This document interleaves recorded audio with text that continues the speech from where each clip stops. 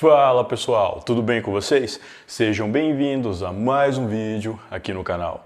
E no vídeo de hoje eu vou falar a respeito do caso Leigh Matthews, que ocorreu na África do Sul e foi um dos casos que mais repercutiram naquele país. E pessoal, aproveitando, eu gostaria de agradecer todo o apoio de vocês, pelos likes, pelos comentários, pelo engajamento. Meu muito obrigado a todos vocês. É que geralmente eu sempre tô aqui pedindo, deixa um like, deixa um comentário, mas eu nunca agradeço, pô. Aí vocês devem pensar assim, o cara só pede, mas não agradece a gente. Então hoje, exclusivamente hoje, eu tô agradecendo vocês por todo o apoio que vocês me dão. E agora que eu já agradeci, vocês já sabem, né? Deixa aquele like, aquele comentário aí que me ajuda muito. Então, sem mais delongas, bora pro vídeo. Leigh Matthews nasceu no dia 8 de julho de 1983. Filha de Rob e Sharon Matthews, ela tinha uma irmã mais velha chamada Karen. Ela morava com sua família no subúrbio de Joanesburgo, a capital da África do Sul. Leigh era uma estudante universitária e fazia contabilidade na Universidade de Bond. Todos a viam como uma garota carismática, popular e que estava no auge de sua vida. Na noite do dia 8 de julho de 2004, a família da jovem decidiu comemorar o aniversário dela de 21 anos.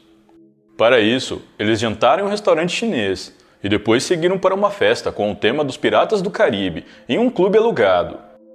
Naquela noite, como presente de aniversário, os pais deram a Leigh um anel de tanzanita, uma pedra valiosa.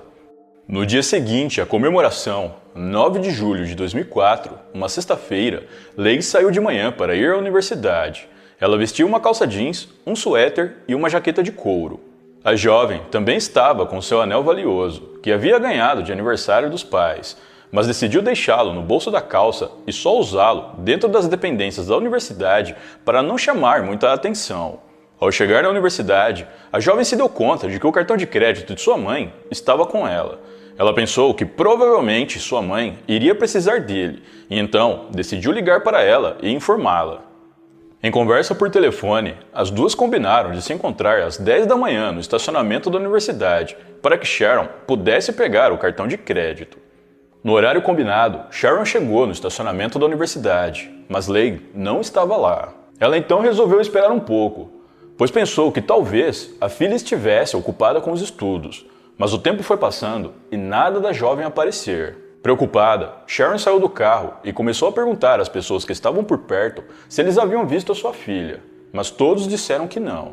Mais preocupada ainda, Sharon fez várias ligações para a filha, mas todas foram para a caixa postal. Ela então saiu procurando pela jovem por toda a universidade.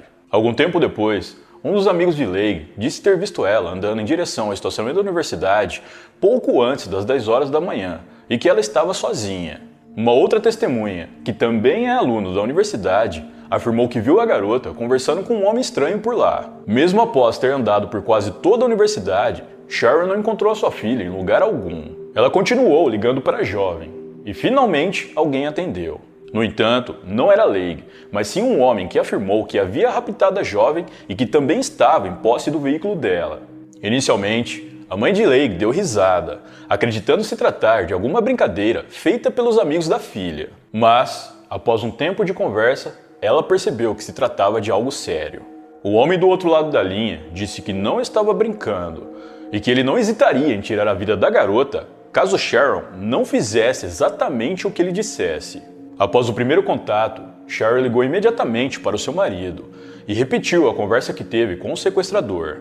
Rob ficou completamente desesperado e ligou para o celular da filha para falar com o criminoso. Ao pai de Leigh, o homem disse que queria 300 mil rands, moeda sul-africana, em troca da liberdade da garota. Ele disse também que se Rob envolvesse a polícia, a garota sofreria as consequências no mesmo instante. Após a conversa, Rob Matthews foi até duas agências de bancos diferentes e retirou o valor solicitado pelo criminoso. Enquanto dirigia, ele ligou para uma empresa de investigação privada especializada em casos como este e marcou um encontro com um dos agentes em um posto de gasolina. Ao se encontrar com esse agente, Rob foi orientado a procurar a polícia. Eles então entraram em contato com o superintendente de polícia, que chegou até o posto meia hora depois e aconselhou que Rob fizesse o que o sequestrador pediu, mas que em vez de dar os 300 mil, Ele deveria dar apenas 50 mil. Enquanto seu pai planejava o resgate, a mãe de Leigh teve a oportunidade de falar novamente com a filha. Leigh estava chorando muito e disse à mãe que não tinha sido machucada, mas pediu que ela fizesse tudo o que o sequestrador pedia e não envolvesse a polícia. O sequestrador ligou diversas vezes para Rob para saber como andava o processo. Depois de muita insistência do pai da garota, o criminoso acabou concordando em aceitar apenas 50 mil ao invés dos 300 mil que ele havia pedido pelo resgate. Eles marcaram de se encontrar às 8 da noite daquele dia em uma praça de pedágio que ficava na cidade. Para o encontro, a polícia mandou um policial no banco de trás do carro de Rob. Rob estava com o dinheiro em um envelope que ficou no banco do passageiro da frente e dirigiu até o local normalmente. Porém, no meio do caminho, Rob começou a pensar o que poderia acontecer se por acaso o sequestrador visse o policial escondido em seu carro. Ele então parou na beira da estrada e pediu para que o policial descesse, por medo do que pudesse acontecer com a sua filha. Segundo fontes, Rob encontrou o sequestrador logo após ter dispensado o policial. O criminoso, de alguma forma, notou que ele havia parado para fazer alguma coisa. Ele ficou nervoso e começou a xingar o pai da garota. Após isso, o sequestrador voltou para o seu carro e pediu para que Rob o seguisse por alguns metros e aguardasse o seu sinal. Eles dirigiram até que o criminoso parou seu veículo, piscou as luzes por 3 vezes como sinal, ao passo que Rob emparelhou seu carro ao lado dele, abriu sua janela e jogou um envelope com dinheiro para dentro do carro do sequestrador. Depois, o sequestrador mandou que Rob voltasse para casa e esperasse a sua ligação, na qual ele informaria onde Rob poderia encontrar a sua filha. Rob voltou para casa e, após cerca de 1 hora sem notícias, ele começou a ligar para o celular da filha na esperança de falar com o criminoso. As chamadas, no entanto, caíram todas na caixa postal. Rob continuou tentando entrar em contato com o sequestrador até por volta das 11h30 da noite. Após inúmeras tentativas fracassadas, ele temeu pelo pior e decidiu pedir novamente a ajuda da polícia. Uma força-tarefa composta por 15 policiais foi mobilizada e foi montado um escritório no Centro de Operações Conjuntas na Delegacia de Polícia de Joanesburgo. A equipe também equipou toda uma sala de rastreio para detectar o local do criminoso. No entanto, o homem não fez nenhuma ligação, nem naquela noite, nem durante todo o dia seguinte. Na noite do dia 10 de julho de 2004, Rob e Sharon Matthews deram uma entrevista coletiva anunciando o sequestro de sua filha à mídia. Na ocasião, Rob disse que o sequestrador contou ser da Líbia, mas que o homem tinha um forte sotaque que parecia indiano, mesmo tentando disfarçá-lo. O casal pediu por qualquer informação que pudesse ajudar a trazer Leigh de volta com vida. 40 horas após o sequestro, os pais de Leigh deram uma nova coletiva de imprensa. Eles estavam ainda mais abalados e questionaram que tipo de pessoa poderia fazer uma coisa dessas. Nesse meio tempo, a força-tarefa da polícia aumentou para 150 policiais para cobrir o caso. Rapidamente, o caso tomou grandes repercussões nacionais, com cobertura da mídia de todo o país. É dito que o caso de Leigh Matthews foi um dos mais cobertos pela mídia da África do Sul. Durante as investigações, os policiais conseguiram rastrear o sinal do celular da jovem, que sinalizou para torres na área de Walkerville, uma vila de pouco mais de 9.000 habitantes na região. Após o rastreio, a polícia mobilizou diversos helicópteros e veículos terrestres para fazer buscas em toda a área detectada. No entanto, nada foi encontrado. No dia 21 de julho, 12 dias após o sequestro de Leigh Matthews, um funcionário municipal que estava capinando um caminho de terra ao lado da rodovia R-82 na vila de Walkerville se deparou com um corpo humano nas margens do local. Tratava-se de uma mulher jovem e branca. Imediatamente, ele chamou a polícia, que se dirigiu o mais depressa possível até o local. Os detetives já desconfiavam de quem poderia se tratar, e quando eles chegaram ao local e fizeram as primeiras análises, eles confirmaram as suas suspeitas. Realmente, o corpo era de Leigh Matthews. De acordo com a perícia, o corpo já estava nos estágios iniciais de decomposição.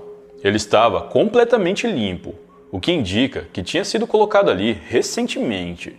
Além disso, foi encontrado 4 cartuchos de bala perfeitamente agrupados ao lado do corpo, como se alguém os tivesse colocado ali propositalmente. Havia também um pedaço de fita adesiva marrom próximo ao corpo que tinha impressões digitais não identificadas. De acordo com o relatório do médico legista, a causa do óbito foi devido aos ferimentos na região da cabeça e do tórax, ocasionados por 4 disparos. Ainda, de acordo com o relatório, não haviam outros sinais de violência e nem de relações forçadas. Mais tarde, a polícia conseguiu localizar o carro de Leigh, que estava abandonado em um parque.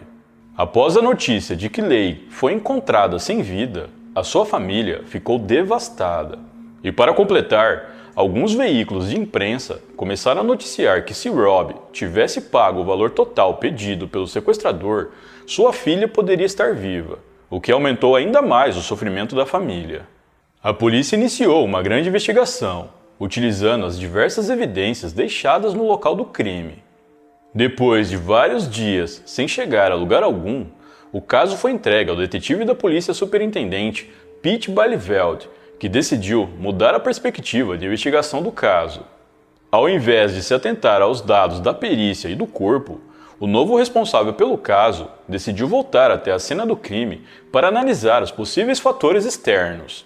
Ele também começou a ouvir familiares e amigos de Leigh para entender como ela poderia ter sido sequestrada. Todos os amigos de Leigh ouvidos pela polícia disseram que ela nunca iria para lugar algum com um estranho. Além disso, foi apurado que todas as pessoas que entraram na universidade naquele dia passaram pela verificação padrão, o que indicava que o sequestrador era provavelmente alguém conhecido da garota, sendo talvez um dos alunos do local. A partir daí, a polícia começou a entrevistar cada um dos estudantes da universidade, buscando principalmente aqueles que tinham sotaque indiano, como foi indicado pelo pai da vítima.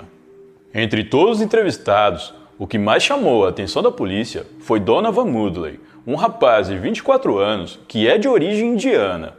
Após algumas investigações, os detetives descobriram que ele morava com os pais e tinha entrado na universidade no início daquele ano.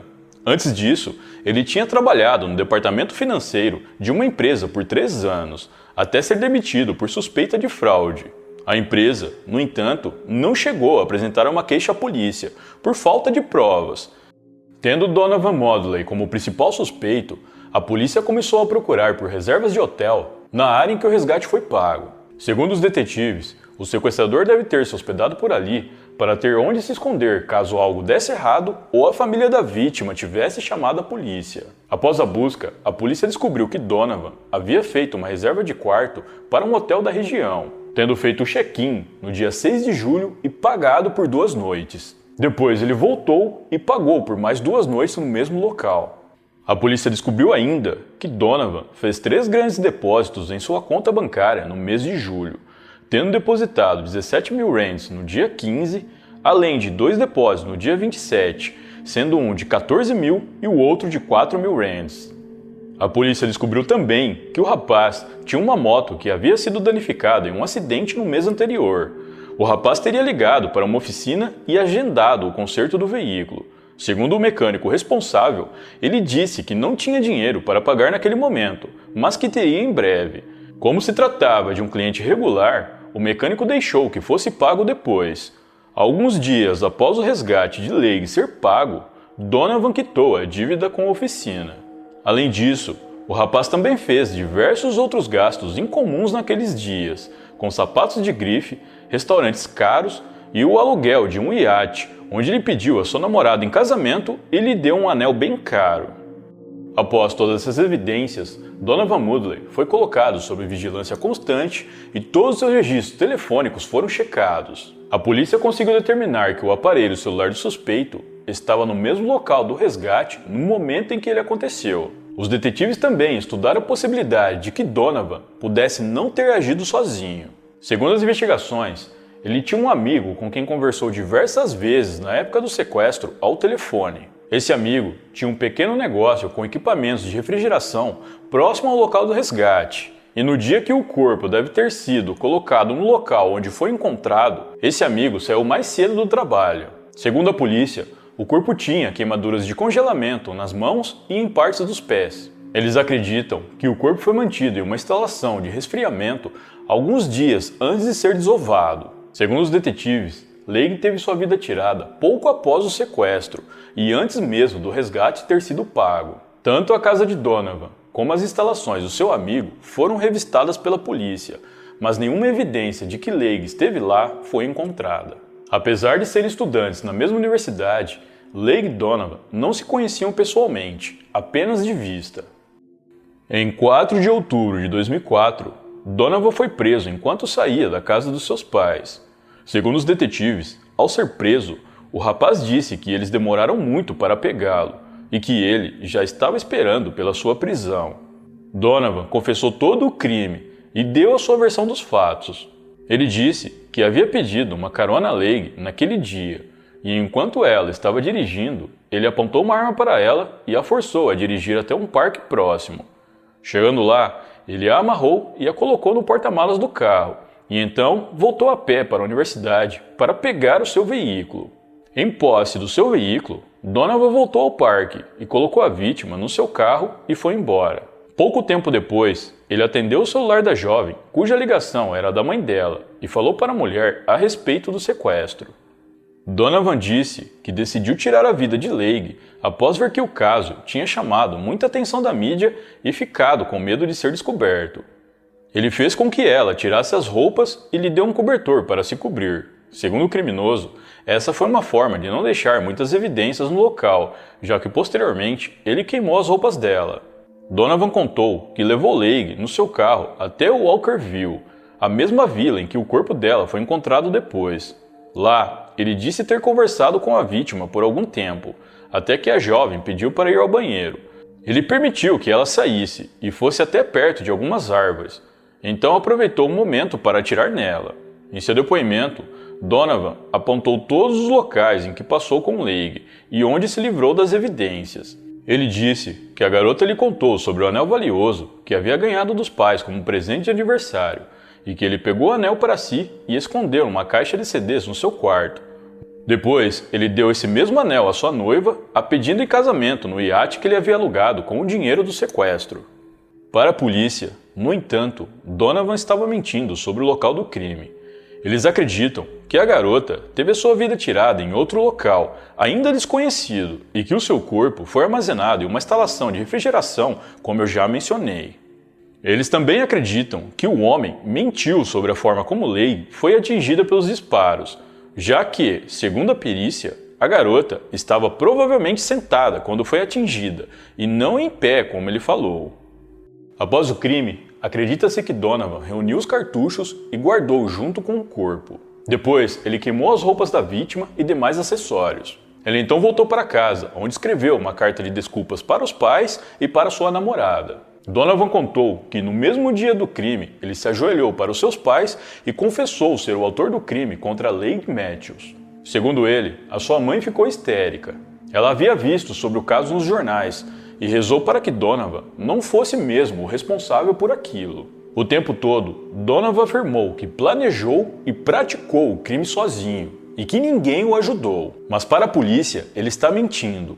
E todas as evidências apontam para a participação de mais pessoas. No ano de 2005, se deu início ao julgamento de Donovan Moodley no Tribunal Superior de Joanesburgo.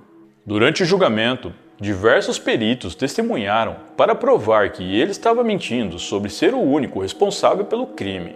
Segundo a promotoria, haveria pelo menos mais 5 pessoas envolvidas no sequestro, que estavam sendo protegidas pelo acusado. O pai de Donovan testemunhou no julgamento. Ele não pediu redução da pena para o seu filho e muito menos o protegeu. Ele apenas disse algumas coisas sobre a personalidade de Donovan e como se sentia responsável pelas ações que o filho tomou, já que é o pai dele. Rob Matthews também testemunhou no julgamento. Ele expressou sobre como toda a família estava completamente dilacerada e disse que era difícil aceitar que nunca mais veriam sua filha. Rob disse que sempre que via uma garota parecida com Leigh, seu coração pulava por um segundo, acreditando que pudesse ser ela e que tudo não tivesse passado de um engano. Após o testemunho, Rob apertou a mão do pai de Donovan. O julgamento durou apenas 2 dias. O juiz do caso, Jupp Labuschagne, considerou o homem culpado de todos os crimes e enfatizou que provavelmente ele não agiu sozinho. Donovan foi condenado à prisão perpétua por tirar a vida de Leigh. Além disso, ele também recebeu uma pena de 15 anos por sequestro e 10 anos por extorsão. Ele começou a cumprir a sua sentença no dia 4 de agosto de 2005. Ainda no tribunal, ele disse que foi motivado por dificuldades financeiras. Amigos e familiares de Leigh, que acompanharam todo o processo, usaram fitas brancas durante o julgamento. No ano de 2011, Donovan Moodley tentou apelar da duração de sua sentença, mas o recurso foi negado. Nesse mesmo ano, surgiram evidências apontando para o fato de que Leigh Matthews provavelmente não foi a primeira pessoa a ser sequestrada por Donovan. Segundo as investigações, haviam depósitos de 90 mil rands para Donovan em janeiro de 2004, o que seria o valor do resgate de outra vítima. Em sua defesa, o homem disse que esse dinheiro veio de um negócio de aluguel de mesas de bilhar. No entanto, a polícia determinou que esses números não condiziam com o valor que poderia ser obtido por Donovan nesse tipo de negócio. A polícia acredita que os outros possíveis sequestros tiveram um final favorável às vítimas, com elas saindo ilesas, o que fez com que elas evitassem procurar a polícia por medo do sequestrador descobrir e voltar atrás delas. Além disso, a polícia reafirmou a tese de que dificilmente Donovan tenha agido sozinho nesses crimes e de que eles continuariam com a onda de sequestros se o último não tivesse tido o desfecho que teve. Segundo os detetives envolvidos no caso, Donovan nunca demonstrou nenhum arrependimento ou remorso pelo crime. Ele também se nega a dar o nome de qualquer um dos possíveis envolvidos no crime, assumindo toda a culpa só para si. Esta foi a história do caso Leigh Matthews, uma jovem que teve a sua vida tirada após um sequestro, em um crime que teve uma das maiores repercussões da África do Sul e que talvez ainda tenha parte de seus culpados livres até hoje.